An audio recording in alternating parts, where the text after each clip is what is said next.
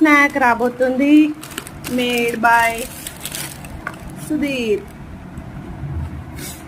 చిన్న చిన్నగా చాప్ చేశాడు బ్రో.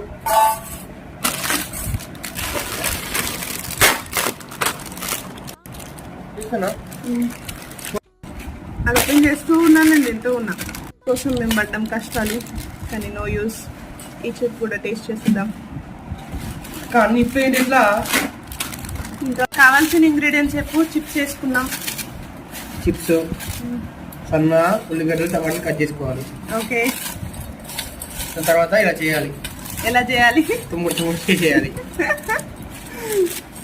అంటే తినేలాగా, ఎక్కువ లైక్ చాట్ లాగా. సరే కానీ ఎక్కువ నలిపేయకరా, అంత అది చురు చురు పౌడర్ అవుతుంది. ఫస్ట్ పిండిన వాటి ఇట్లా